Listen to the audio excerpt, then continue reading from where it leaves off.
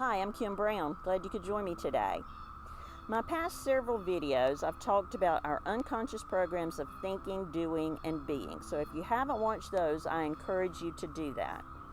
Today, I'm going to take one program of thinking, doing, and being, and we're going to examine it just a little bit. So we're going to talk about not sleeping. So maybe you haven't been sleeping, and maybe you haven't been sleeping for quite some time now. And maybe as the sun begins to set, your brain and your body become anxious and agitated and fearful that you will not sleep again tonight. And maybe your brain and your body begin to practice and rehearse and prepare for yet another night of not sleeping. Consider this. Whatever I look for, I find. Whatever I practice, I become skilled at. Whatever I'm preparing for, I am welcoming in.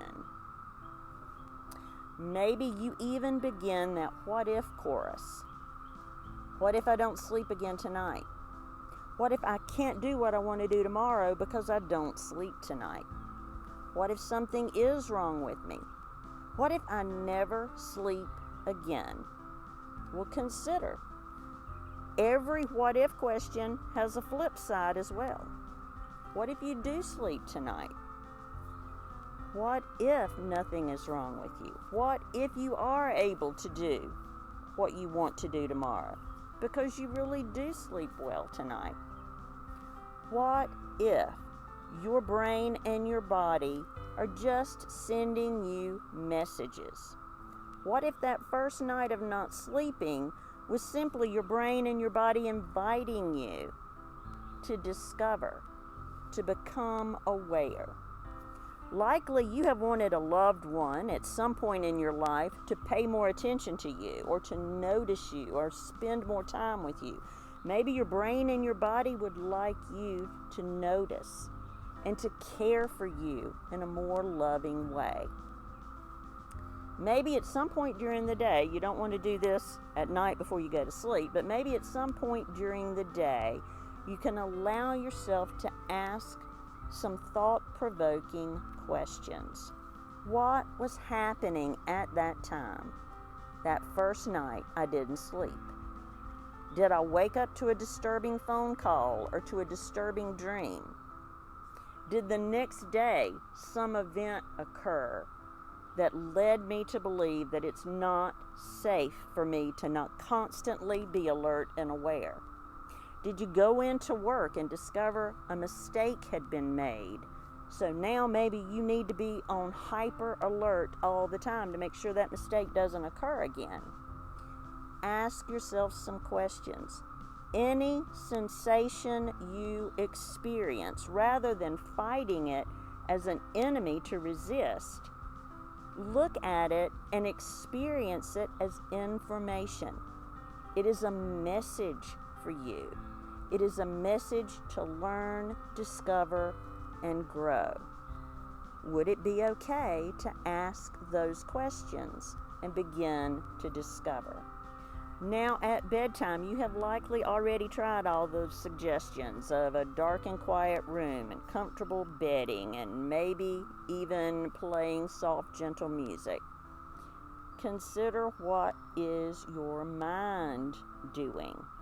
If your mind is fighting not sleeping, if your mind is resisting not sleeping, remember whatever we resist persists.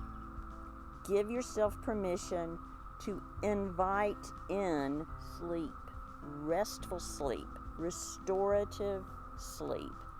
Invite in sleep rather than resist not sleeping.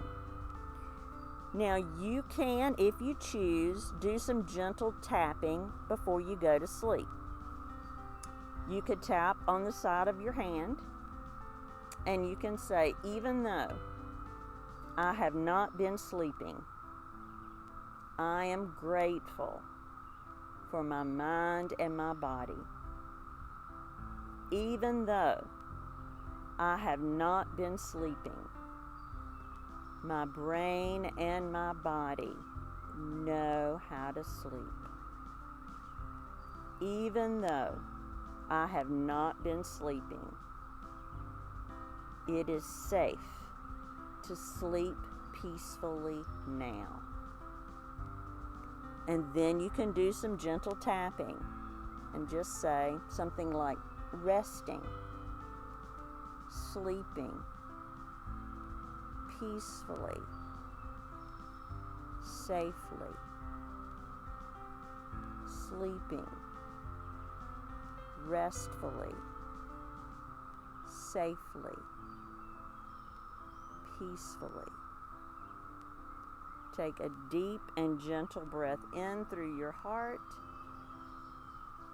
Let it out and say peace. And as you lie down, consider allowing your eyes to gently roll up as if you were looking at the ceiling, but your eyes are closed. You've probably seen a baby fall asleep and notice how their eyes just roll up in their head. Somehow that promotes sleep. So consider letting your eyes look up to the ceiling with your eyes closed, gently looking up at the ceiling.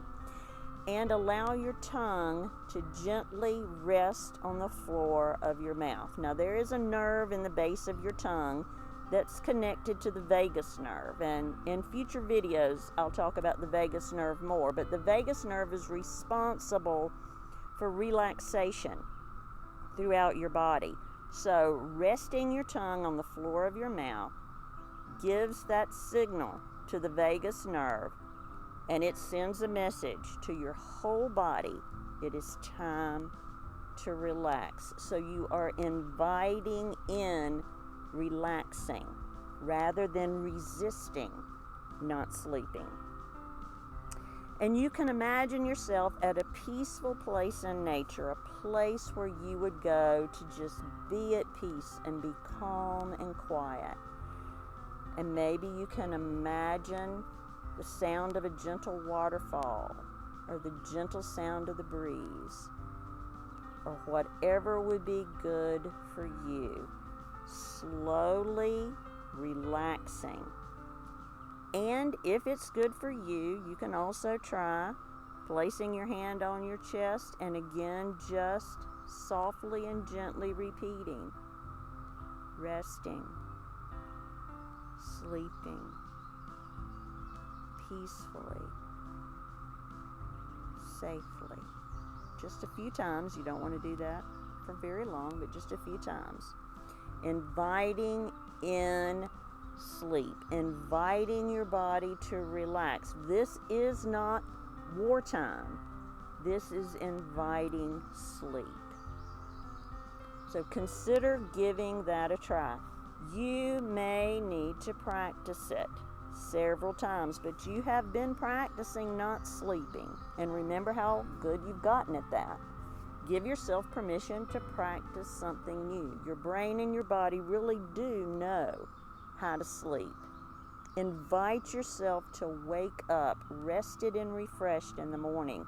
Even imagine yourself doing that as you lay down and let your eyes gently look up at the ceiling with your eyes closed and your tongue resting on the floor of your mouth.